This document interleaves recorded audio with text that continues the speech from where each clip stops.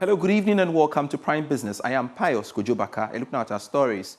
The Chamber of Petroleum Consumers Ghana is calling on government to reconsider and reduce some of the existing taxes on petroleum products as it prepares to implement the 1 cedi levy on every litre of petrol and diesel starting tomorrow, July 16.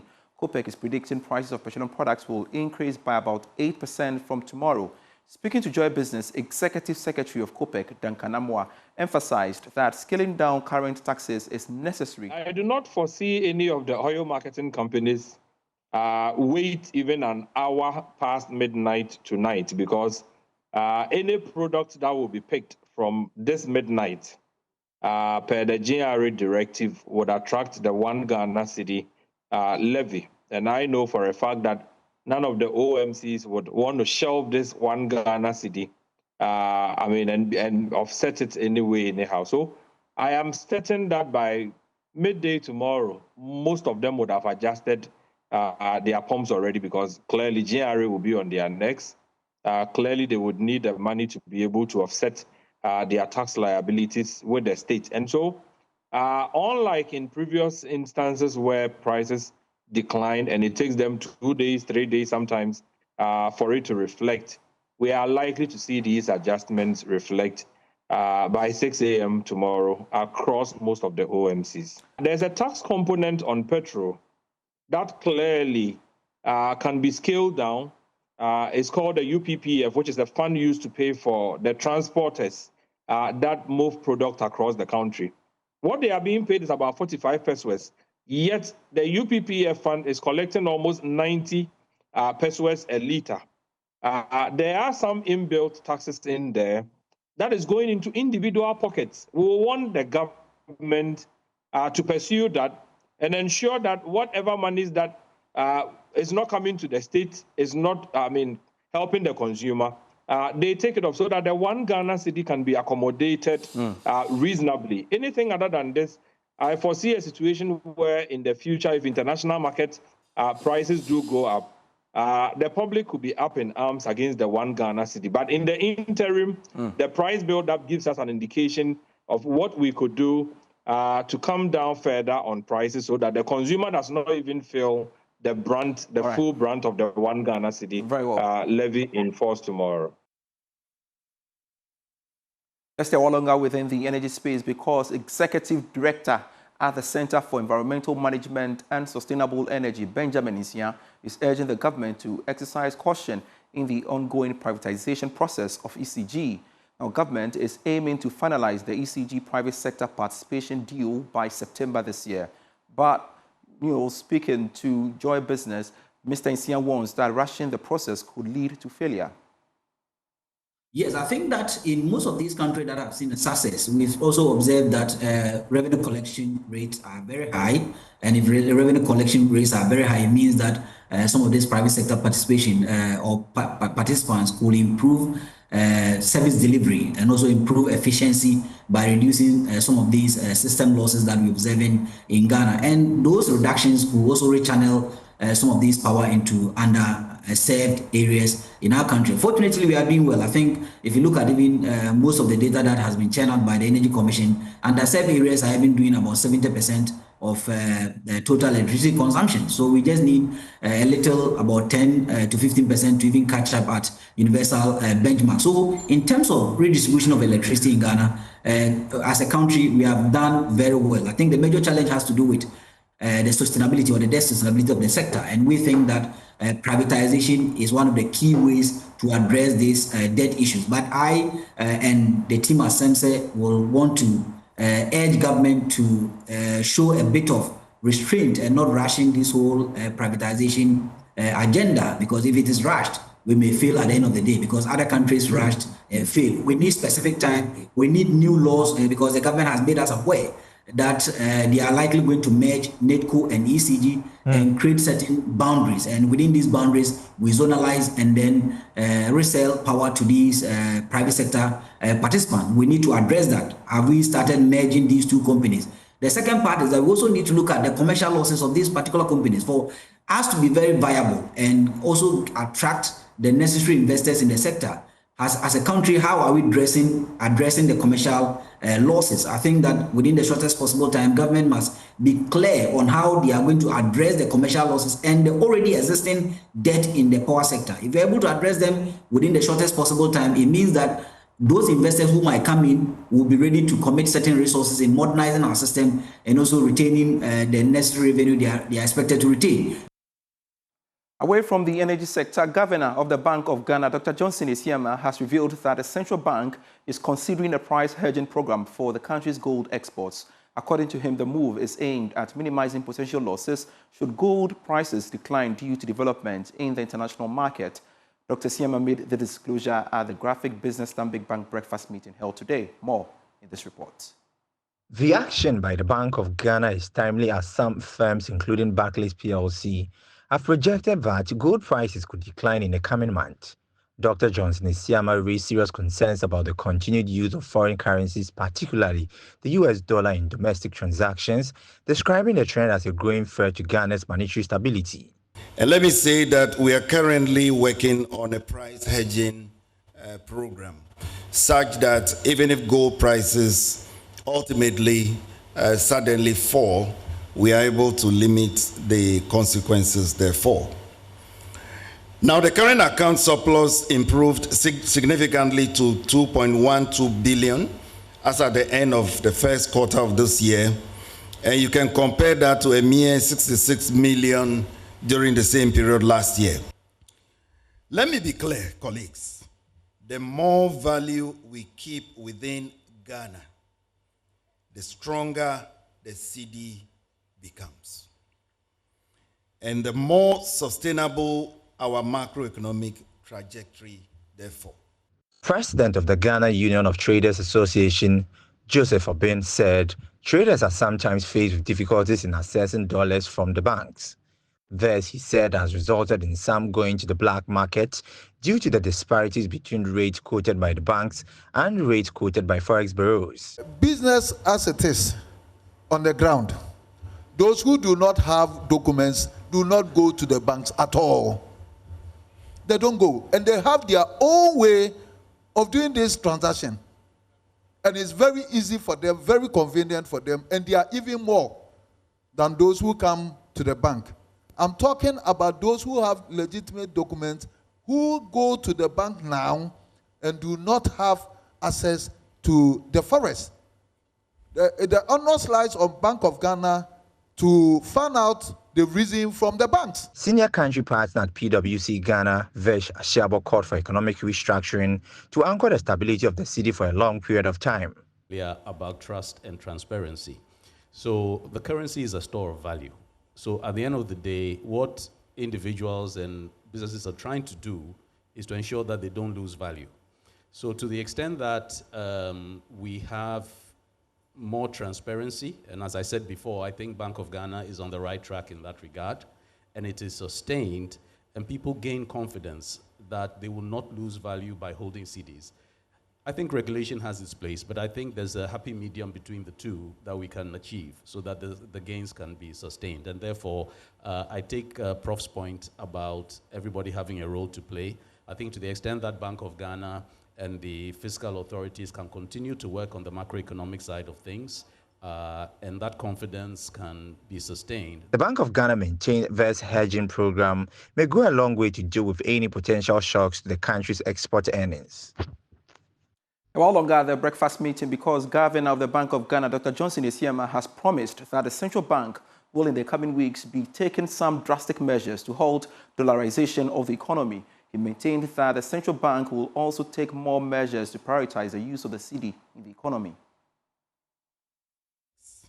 The more value we keep within Ghana, the stronger the cedi becomes. And the more sustainable our macroeconomic trajectory, therefore. And so we want to encourage everyone. Let us embrace the local currency. If you go to South Africa, you have no choice but to use what? The rand. You go to Kenya, you use the shilling. We call it an endogenous variable.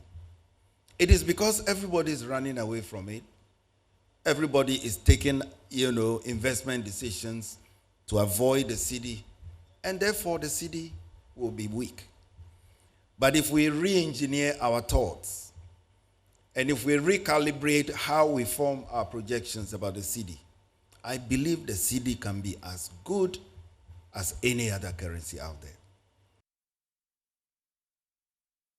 Economist Dr. Edu Owusu-Sarkodie has urged the Bank of Ghana to focus on stabilizing the exchange rate to reduce the cost of doing business while expanding the economy. He believes, despite the interventions by the Bank of Ghana, steps must be taken to halt the fluctuations of the forex to a stable rate to enable businesses to plan effectively.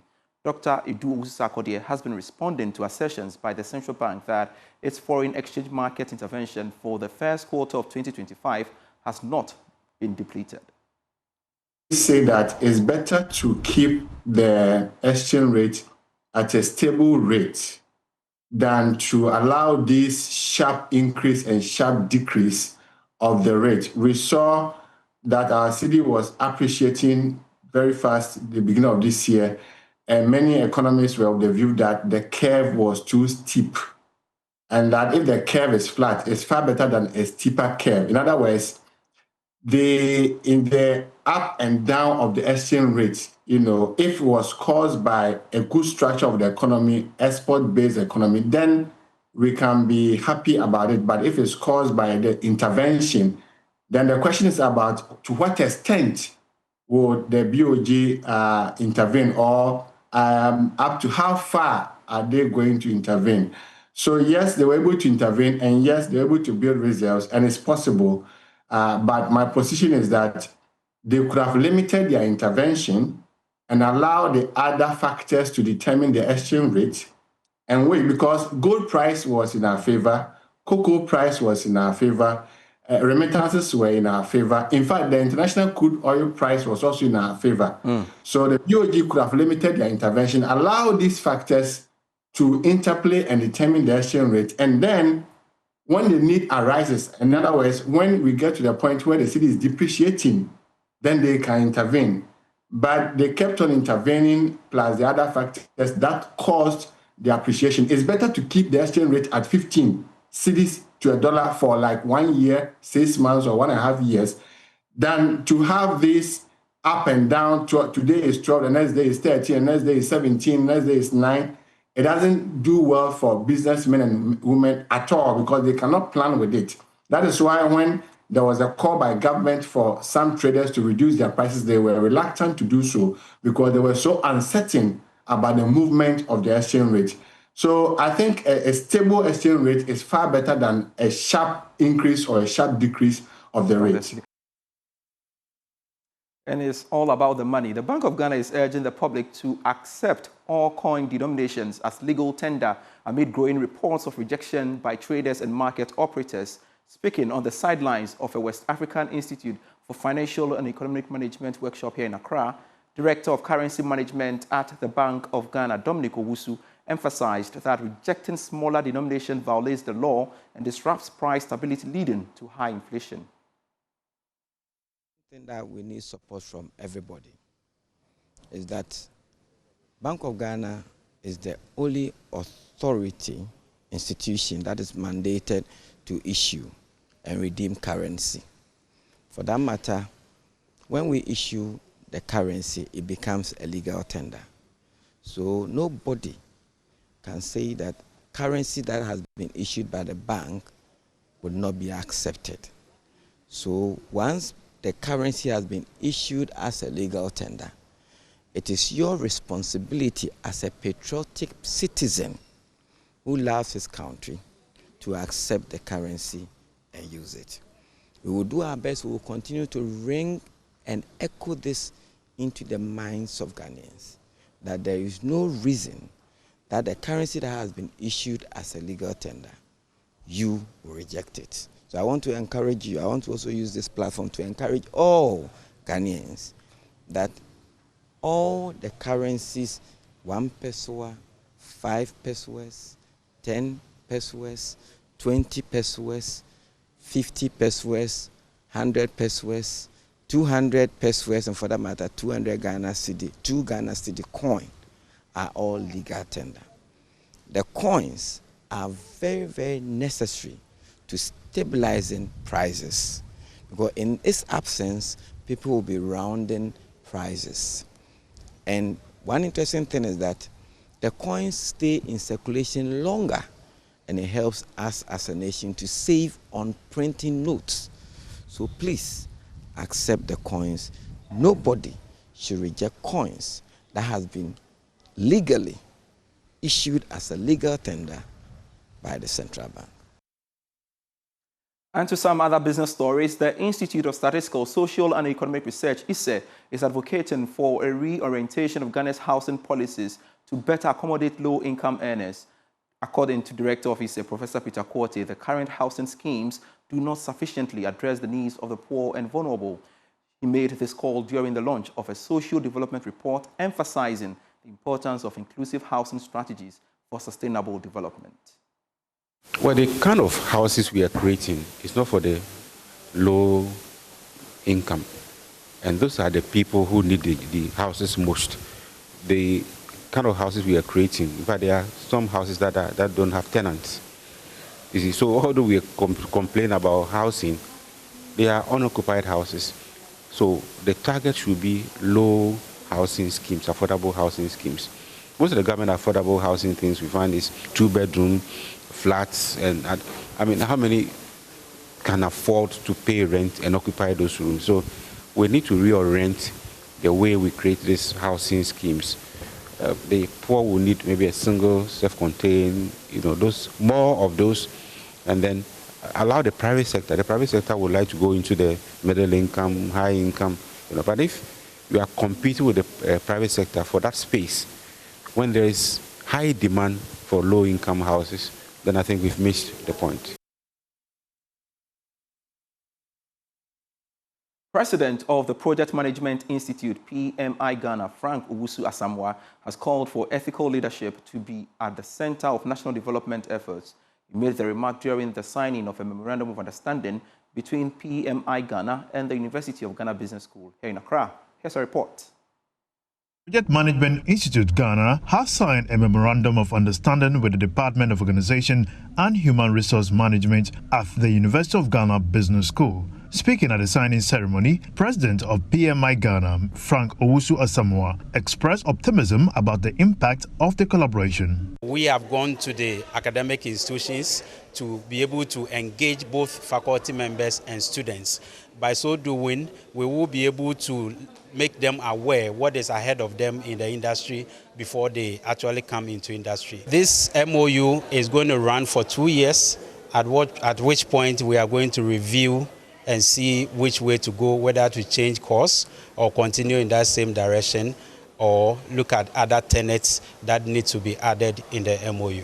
He also emphasized the critical role of ethical leadership in national development. When it comes to the cost overruns and the schedule overruns that we have on our national projects, we cannot blame those ones on our political leaders only, right? Because some of them take decisions based on the advices that the professionals give them. So as professionals, we are taking the bull by the horn to say that we are taking collective responsibility, and one of our core pillars is ethical leadership. Provost of the College of Humanities at the University of Ghana, Professor Joseph Awetori Yaro, welcomed the collaboration, noting that it will enhance mentorship and industry exposure for students and staff across multiple disciplines. To make sure that the curriculum that we develop is relevant for the industry, to make sure that students get the right experience whilst here and also when they leave. And today's MOU ensures that the department and the Project Management Institute are going to co-create the kind of programs that we teach, that they are going to assist each other in developing student expertise, that they are going to make sure that the mentorship of students and also avenues for students to visit different organizations where their memberships are present, to learn and to experience what the world out there is even before they get out. The MOU is expected to support curriculum enhancement, student training, research and knowledge exchange. Promasido Ghana Limited has launched a nationwide consumer promotion dubbed Cowbell Coffee with every moment to reward loyal customers as the brand marks 20 years of serving Ghanaians. Here's a report. At a press briefing to launch Cowbell Coffee with You Every Moment promotion, marketing manager at Promasido, Michael Hagan, described the initiative as a token of appreciation to Ghanaians for their unwavering loyalty over the past 2 decades. And for the past 20 years, what we have done is fueled the ambition of our core targets by ensuring that we're a friend to the Ghanaian consumer and help them achieve their daily objectives or their ambitions. What we're saying after 20 years is thank you, first of all, to our loyal consumers, and to reward them, we're asking them to, or we're saying that we're giving away close to over 50,000 prizes to be won in this Cowbell Coffee with You Every Moment promo. This promo is very, very easy to partake in.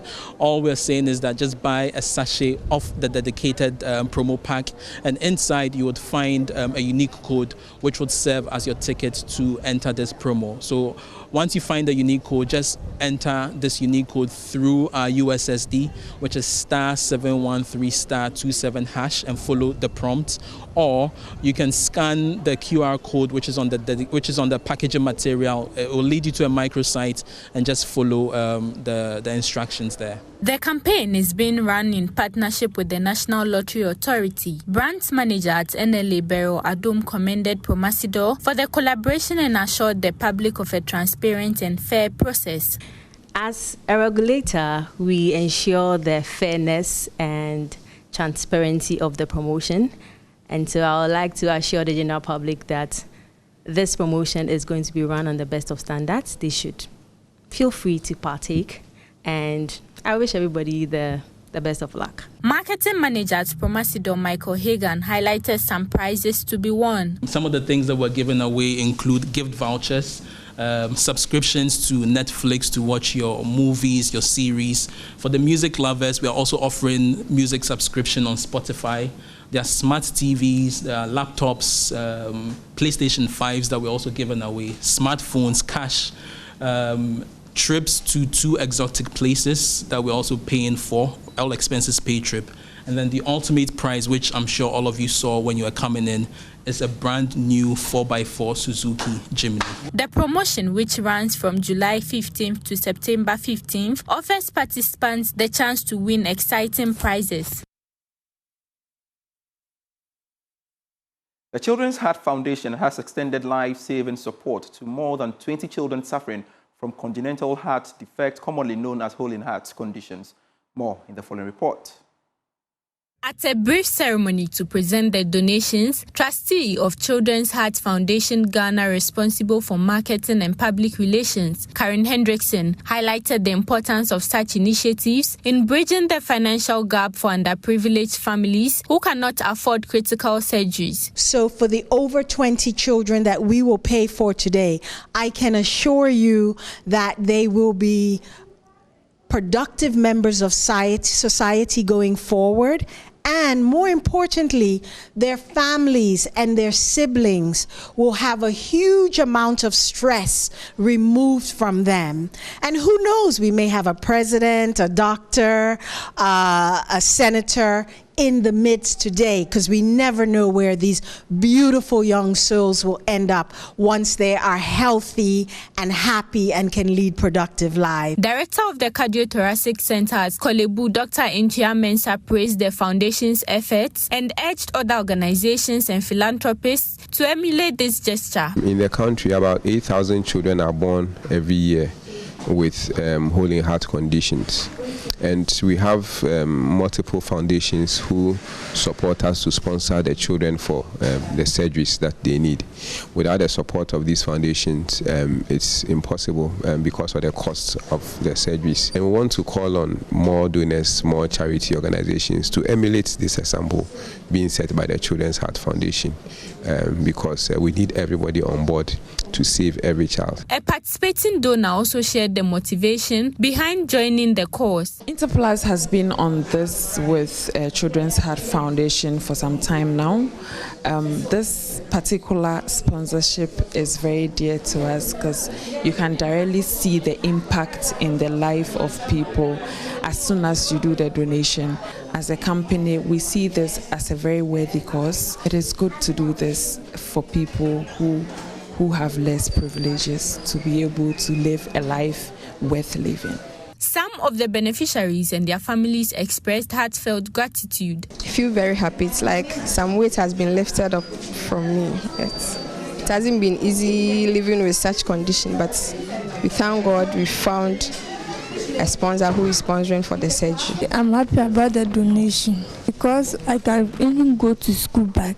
The donation marks another milestone in the foundation's mission to reduce childhood mortality related to heart conditions in Ghana. And that's our package by way of Prime Business. I am Pius Kujobaka. Prime Source is next.